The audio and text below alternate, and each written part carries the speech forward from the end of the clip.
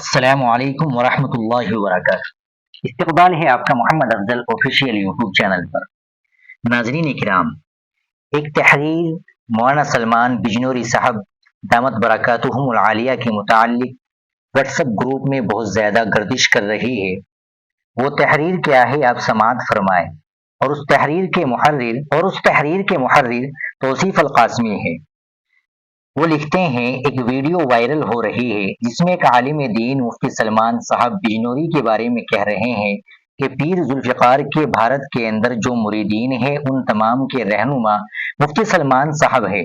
یہ بڑی عجیب و غریب بات ہے کہ پیر ذوالفقار صاحب نے کوئی لیٹر پیڈ مفتی سلمان کے نام سے جاری نہیں کیا، اور نہ ہی پیر ذوالفقار نقشبندی صاحب کی آل و اولاد نے اس سلسلے میں کسی وصیت کا تذکرہ کیا۔ بس چالاک اور تیز ترار لوگوں کا ایک ٹولہ سامنے آتا ہے اور آپسی خسر سے اپنے ہی میں سے ایک کو پیر ذوالفقار کا بھارتی جانشین اور رہنما متعین کر دیتا ہے۔ اس سے پتہ چلتا ہے کہ ہمارے یہ حضرات گدی کے پیچھے بہت تیزی سے دوڑتے ہیں۔ مولانا پیر ذوالفقار کے جو اصل جانشین ہیں وہ ان کے اولاد میں سے ہیں، اور وہ پاکستان کے اندر ہے، وہاں پر کام کر رہے ہیں۔ لیکن اب اس سلسلے کو کئی علاقائی سلسلوں کے اندر تقسیم کر دینا سراسر خیانت، بددیانتی اور عہدے کے پیچھے دوڑنا ہے۔ یہ اعلان میچ فکسنگ کی طرف اشارہ کرتا ہے۔ راقم الحروف پچھلے کئی سالوں سے بات برملا کہہ اور لکھ رہا ہے کہ بھارتی حضرات کو خود بھارت ہی کے اندر کوئی رہنما کیوں نہیں ملا۔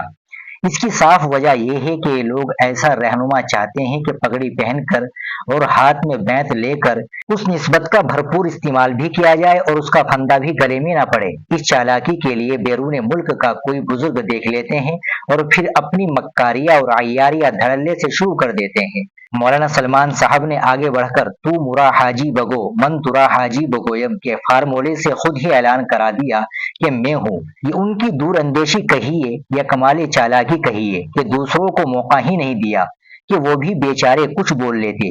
جنہوں نے پیر ذوالفقار نقشبندی صاحب کو یہاں بلایا تھا، ان کو یہاں پروفائل گیسٹ بنایا تھا، ان کے متعدد پروگرام کرائے تھے، اپنے اثر و رسوخ کا استعمال کیا تھا، مولانا سلمان صاحب نے ان کے ہاتھوں کے طوطے اڑا دیے۔ میں خود ذاتی طور سے کئی ایسے بزرگ علماء کو جانتا ہوں جو کبھی بھی اور کسی بھی صورت میں مولانا سلمان صاحب کے تحت رہ کر کام نہیں کریں گے، حالانکہ وہ مشہور ہے، بڑی بڑی تنظیموں کے صدر ہے، بڑے بڑے مدرسوں کے روح روا ہے۔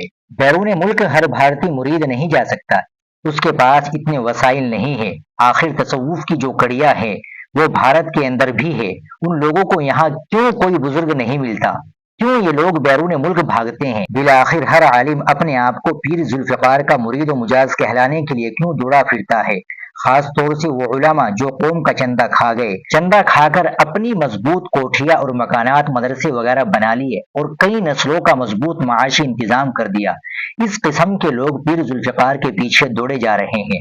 پیر ذوالفقار کے بعد اب ان کے سلسلے کو اور نام و کام کو اپنی ذات میں محدود کرنا چاہتے ہیں۔ مولانا سلمان صاحب کو چاہیے کہ اگر پیر ذوالفقار نے حقیقت میں ان کو بھارتی مریدین کا رہنما متعین کیا ہے تو ان سے ایک عدد لیٹر پیڈ بھی لکھوا لیتے، دستخط بھی لے لیتے، مزید اعتبار و اسناد کے لیے ایک آدھ ویڈیو بھی اپلوڈ کرا دیتے۔ قارئین کرام، ابھی تو آپ آگے دیکھیے، ہر ایک بھارتی مرید اپنے آپ کو پیر ذوالفقار کا متعین کردہ رہنما ڈکلیئر کرے گا، خواب و منامات سنائے گا، من گھڑت کہانیاں بیان کرے گا۔ گاؤں کی زبان میں اسی کو بولتے ہیں پیر کی ماری کھانا۔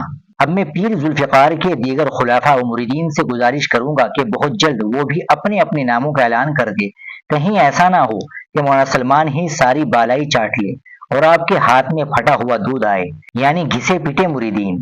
ناظرین کرام، یہ ایک تحریر تھی جو توصیف القاسمی مول نواسی مقصود منزل نے لکھی ہے۔